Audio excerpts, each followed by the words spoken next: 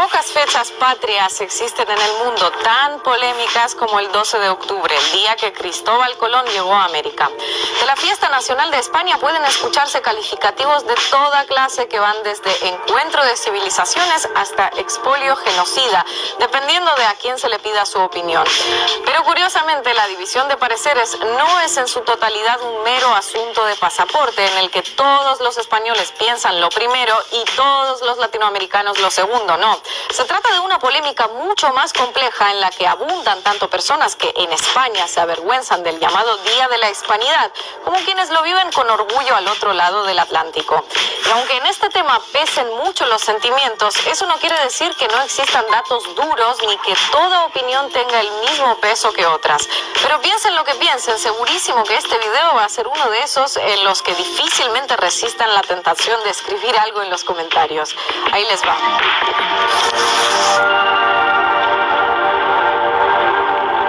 Aunque podría pensarse que el 12 de octubre se celebra con toda la pompa prácticamente desde 1493, al año siguiente de la llegada de las tres carabelas a América, nada más lejos de la realidad. La fecha no tuvo mayor significado festivo para los propios españoles hasta finales del siglo XIX, cuando de hecho el viejo imperio apenas mantenía el control de unos pocos territorios en el continente americano. En 1892 se decretó como fiesta nacional, pero su carácter oficial en España pasó por altos y bajos hasta 1958, cuando se institucionalizó en plena dictadura franquista.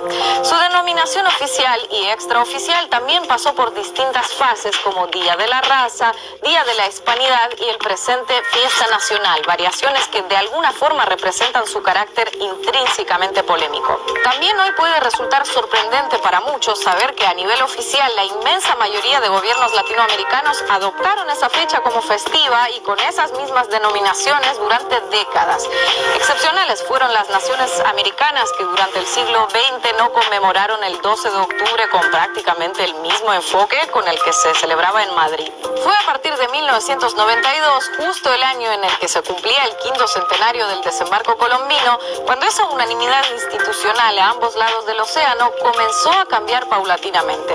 Y la grieta siguió ensanchándose con la llegada al poder de varios gobiernos de izquierda en la región latinoamericana y la proximidad de los bicentenarios de independencia de muchos países. Con el resurgir de nuevos movimientos sociales o su fortalecimiento, entre ellos muchos de raíces indígenas, comenzó a revisarse, actualizarse y modificarse el significado del 12 de octubre. Varios países le cambiaron el nombre: Día de la Resistencia Indígena en Venezuela, Día del Respeto a la Diversidad Cultural en Argentina, Día de la Descolonización en Bolivia, Día de la Resistencia Indígena, Negra y Popular en Nicaragua, Día de la Nación Pluricultural en México o Día de los Pueblos Originarios y del Diálogo Intercultural en Perú. Pero más allá de la resignificación y actualización de la fecha, donde el debate más que acalorarse directamente quema, es en el momento en que surge la controversia de si España debe o no pedir disculpas por lo sucedido en la región desde su llegada hasta los sucesivos procesos de independencia. Y desde este estudio, que está a miles de kilómetros de donde nos ven la mayoría de ustedes, ya casi que puedo escucharlos: claro que no, qué estupidez, y los por supuesto que deberían, es lo mínimo, superpuestos uno sobre el otro, que muchos estarán exclamando en estos instantes. Sin duda, las disculpas son hoy más que nunca el centro del debate en torno al 12 de octubre. En su momento yo le envié una carta al rey de España para que se ofreciera un perdón, una disculpa. Desde España no tenemos que pedir perdón, pero tenemos que dar las gracias a una historia común que ha sido, en mi opinión, el mayor hito de la humanidad después de Roma: la hispanidad. Dígame usted cómo se llama, por favor. Yo me llamo Andrés Manuel López Obrador. O sea, Andrés por parte de los aztecas, Manuel por parte de los mayas. Es que si no hubiesen pasado algunas cosas, perdone, usted no estaría ahí. Ni se podría llamar como se llama, ni podría haber sido bautizado. Es lo que no quiere ver José María Aznar en su visión obcecadamente colonialista, racista, y de que España hacer una gran rectificación histórica de los crímenes cometidos por el Imperio Español contra los pueblos de la América. ¡Qué orgullo sabernos herederos de los que descubrieron el Nuevo Mundo, de aquellos que pusieron fin al genocidio de los pueblos indígenas! Nosotros no pedimos perdón a los progres. Como ven, una controversia en la que saltan chispas. En temas como este no aspiramos a convencer a nadie de quién tiene razón y quién no, porque sinceramente en asuntos tan sensibles básicamente es una pérdida de tiempo. Lo que haremos a continuación será analizar los datos y sopesar los argumentos. Y si con eso logramos que algunos se replanteen su enfoque y eleven el tono del debate, nos damos por más que satisfechos. Atentos, comencemos por el balance que representa el 12 de octubre, es decir, ¿qué ocurrió durante los algo más de 300 años de colonización española en América Latina? ¿Se cometió un genocidio o fue un encuentro entre dos culturas en el que lógicamente hubo choques, pero en ningún caso puede hablarse de invasión y exterminio? Si nos vamos a los datos duros, aunque no hay un consenso total debido al paso del tiempo, todos los expertos, hasta los más tímidos, coinciden en que decenas de millones de pobladores nativos fallecieron durante el primer siglo de presencia española en el continente. Los cronistas de la época, españoles para más señas, hablan de atroces matanzas perpetradas por sus compatriotas contra la población local. El consenso sobre las causas de semejante mortandad es mayor que respecto a las cifras y se apunta al modelo de sometimiento y servidumbre, cercano al esclavismo que impusieron los colonizadores a los nativos, así como las frecuentes y mortíferas epidemias de enfermedades llegadas desde Europa. Se estima que para inicios del siglo XVII al menos el 90% de la población originaria había resultado diezmada. El brusco descenso de la población originaria trajo consigo además la completa desaparición de culturas y lenguas de las cuales hoy sobreviven apenas una ínfima parte de las que existían entonces. En el plano económico, durante los 3 siglos de dominio español en América, el 80% de la plata que se extraía en todo el mundo provenía de México y Bolivia. El Imperio Español cimentó su dominio global en los recursos tomados de sus colonias americanas. Y si este centralismo extractivista dejó insatisfechos incluso a los propios colonos españoles y sus descendientes que terminaron iniciando sucesivos procesos independentistas, imaginen la parte del pastel que le tocó a los nativos originarios bajo el régimen de encomienda o servidumbre. Es fundamentalmente ante estos datos sobre el balance humano, social, cultural y financiero de la conquista que se basan quienes consideran que durante ese periodo hubo genocidio y expolio, por tanto España debería pedir perdón. ¿Y qué argumentan quienes dicen que no hay disculpa que ofrecer y en qué datos se apoyan? Algunos afirman, y es muy posible que con razón en los números, que la mayoría de muertes entre los pueblos originarios se produjo por las enfermedades llegadas desde Europa para las que no tenían inmunidad, no a consecuencia de matanzas o maltrato. Es decir, que la mayoría de esas decenas de millones de muertes fue sin querer queriendo. Pero si me disculpan el uso de esta probablemente inadecuada frase hecha, lo cortés no quita lo valiente. Que la viruela matara un poco o mucha más gente que los conquistadores no hace mejores a estos. Dudo mucho que ningún grupo armado activo en la actualidad defendiera sus acciones argumentando no es para tanto si el coronavirus mató más gente que nosotros. Las 2 últimas posesiones que se independizaron de España, Cuba y Puerto Rico recién en 1898, muestran algunas de las menores presencias indígenas de todo el continente. Puede ser una simple coincidencia o algo extremadamente significativo. Por supuesto, bastantes señalan que el exterminio de la población indígena no fue exclusivo de los conquistadores españoles, sino que en algunos casos prosiguió tras la independencia de muchas naciones latinoamericanas.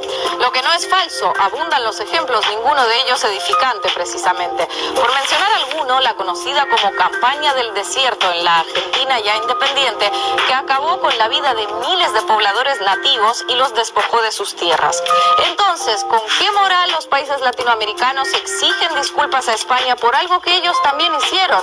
Un argumento que puede resultar poderoso a simple vista, pero está lleno de puntos débiles. Primero porque cae en el y tú más. Imaginen el lógico escándalo si a alguien se le ocurriera decir que Alemania no tendría por qué pedir perdón a los judíos por lo sucedido entre 1933 y 1945, debido a que el Estado de Israel no ha tenido un comportamiento ejemplar en materia de derechos humanos. Segundo, porque son precisamente los países que más reclaman disculpas a España los que recientemente han revisado su propia historia más a fondo, tanto la colonial como la independiente, y han ofrecido disculpas o reparaciones en la parte que les corresponde. Por ejemplo, el presidente López Obrador se disculpó ante el pueblo maya y otros originarios a nombre de México por los abusos cometidos durante la época en que ya era un país independiente. Es decir, quienes están revisando el papel de España en sus antiguas posesiones en América Latina no solo no se niegan a revisar su propia historia ya como países independientes, sino que de hecho lo están haciendo. Otro de los argumentos más socorridos para no pedir perdón es que España no le ha exigido disculpas a los romanos por su invasión de la península ibérica hace más de 2 milenios, ni a las tribus bereberes por la del siglo VIII. Entonces, ¿por qué debería España ofrecerle disculpas a nadie? Aunque no suena como mal argumento a simple vista, también tiene sus costuras y bastante gruesas. Primero, porque ninguno de aquellos invasores existe como Estado desde hace siglos. Por ejemplo, Italia no es la continuación del Imperio Romano, sino de múltiples mini reinos fusionados durante el siglo XIX. Segundo, que tú no le exijas disculpas a alguien no te exime de que alguien pueda exigirte disculpas a ti y debas ofrecerlas. Nadie diría: hey, no tienes derecho a reclamarme esta deuda porque yo no le reclamo la suya a fulanito. Y tercero, y más importante, pues porque ni España está repleta de estatuas, monumentos y calles en honor a los que la invadieron en algún momento de su historia, ni en Italia ni en ningún país musulmán celebran la violenta entrada en la península ibérica como su fiesta nacional. En una línea similar a lo anterior, otro de los razonamientos más habituales es descalificar a los latinoamericanos de obvio origen español como si no fueran críticos válidos. Es decir, ¿qué tanto criticas tú si te llamas Francisco y tu apellido es Pérez? Esto fue el caso reciente del expresidente español José María Aznar, burlándose de las críticas de López Obrador a la conquista por el origen español de sus nombres y apellidos. Primero, que la gran mayoría de latinoamericanos tenga origen español es precisamente en mayor o menor medida una prueba del carácter impositivo de la conquista. De haber sido un encuentro de culturas, lo lógico es que el número de nombres y apellidos nativos entre sus habitantes fuera similar al de aquellos con origen europeo. Segundo, muchos migrantes españoles llegaron a América Latina mucho después de la conquista, por lo que difícilmente tuvieran nada que ver con lo sucedido, ni necesariamente sus antepasados tampoco. Quienes piden que España se disculpe, además, no lo hacen en el plano personal, esperando que lo haga cada español como si fuera de alguna forma responsable, sino a nivel de Estado. Tercero, si comparamos este tipo de argumentario relativo al origen de quien critica con otros contextos, veremos hacia dónde nos lleva. Imaginen, por ejemplo, a un afroamericano criticando la esclavitud en Estados Unidos y alguien respondiéndole que de qué se queja si tiene nombre y apellidos anglosajones. Absurdo, ¿verdad? Un judío alemán criticando el Holocausto y alguien diciéndole que no tiene moral para hacer esas críticas porque se llama Hans. Otro argumento típico gira en torno a convertir a las víctimas en victimarios, destacando aquellas prácticas indígenas de entonces que a ojos de hoy resultan brutales y salvajes. Organizaciones sociales muy complejas como aquellas se reducen así a sus elementos más sangrientos: sacrificios humanos, guerras tribales, imperios como el Inca o el Azteca sojuzgando a otras etnias, esclavización de unos pueblos por parte de otros, canibalismo, etc. De esta forma se busca de alguna manera justificar las acciones de los conquistadores como reflejo de un desprendido deseo civilizatorio y hasta liberador. El problema con este argumento es múltiple, empezando porque este tipo de enfoque, que considera que una cultura, credo o raza es superior a otra, suele desembocar en finales poco o nada felices, como todos sabemos. Además, también chirría ya desde un punto de vista historiográfico. Los barcos españoles regresaron durante siglos a Europa cargados de ricos minerales y especias, no de indígenas becados para estudiar en la Universidad de Salamanca. Por otro lado, y dejando por fuera relativismos culturales, es tramposo comparar algunas costumbres de algunos pueblos indígenas de entonces con las más comunes en todo el mundo en la actualidad. Lo justo es compararlas con las de sus contemporáneos. Y lo cierto es que muchas prácticas europeas de la época, entre ellas las españolas, no lucen mucho más civilizadas que, digamos, quema de brujas, torturas, ejecuciones por motivos religiosos, tráfico de esclavos, entre otras. Si es cierto que los españoles liberaron a algunos pueblos indígenas de la esclavitud, no es menos cierto que lo hicieron para someterlos a la servidumbre y para esclavizar a su vez a millones de africanos en su lugar. Como contraargumento final sobre este asunto, asumir que sin la llegada de Colón los pueblos amerindios seguirían sacrificando niños en lo alto de un volcán en pleno siglo XXI es quitarles su derecho a evolucionar, no ya en la realidad tal y como sucedió, sino incluso en el mundo de las hipótesis. ¿Quién dice que con los años no habrían cambiado varios aspectos de su organización política, social y religiosa, tal como Europa pasó del medievalismo a la Ilustración sin que ninguna potencia militar los invadiera para salvarlos? Pero tal vez el argumento más utilizado por los que encuentran ofensivo el reclamo de disculpas es el de los aportes de España a Latinoamérica, empezando por el idioma. Una especie de balance entre pros y contras en el que se admite indirectamente que no todo fue un amistoso intercambio de estampitas entre dos culturas, pero que bueno, más allá de ciertas molestias e inconvenientes para los pobladores originarios, en el saldo global lo positivo supera con mucho a lo negativo. Aportes en cultura, ciencia, tecnología, cultivos, ganado, idiosincrasia, gastronomía, que no solo son imposibles de negar, sino que además no tiene sentido negar. Pero todo proceso de invasión, conquista o colonización siempre aporta algo, forma parte de la lógica de cualquier intervención. Lo que se critica no son los aportes, sino la manera en que se producen. Sin duda, mucho de lo bueno y de lo malo que tiene hoy Latinoamérica se lo debe a los españoles. La región está moldeada en gran medida por las diferentes oleadas europeas, primero de colonizadores y después de inmigrantes, como también por la huella indígena que sobrevivió y la de millones de esclavizados africanos llevados contra su voluntad al por entonces llamado Nuevo Continente. Gran parte de su riqueza cultural se debe a esa mezcla, imposible de entender si le quitas cualquiera de los tres ingredientes que la componen. Ahora, honestamente, elucubrar si el destino del continente hubiera sido mejor o peor si Colón hubiera usado GPS es un poco como jugar a si mi abuela hubiera tenido ruedas sería bicicleta. Pero que quienes amamos Latinoamérica tengamos claro su composición y orígenes no implica que no tengamos presente también la historia de imposición, crueldad y dolor que se esconde detrás. Ahora, la pregunta que muchos podrían hacerse es ¿por qué la aplastante mayoría de la clase política y mediática española es tan reticente a este asunto de pedir disculpas? No sería la primera vez que una potencia o expotencia colonial pide disculpas por sus acciones pasadas. Bélgica tardó, pero finalmente pidió disculpas por los abusos que cometió en el Congo mientras fue colonia suya. No argumentó que no tenían por qué pedir perdón, puesto que los congoleños ya vivían matándose entre tribus antes de que ellos llegaran, ni que gracias a su presencia allí hoy hablan francés, ni que tuvieron gobernantes nefastos tras su independencia, ni que qué igualado ese congoleño que anda reclamando cosas a los belgas cuando se llama Jean-Pierre. No, sin renunciar a los aspectos positivos que puedan argumentar sobre su presencia en África, pidieron disculpas y ya.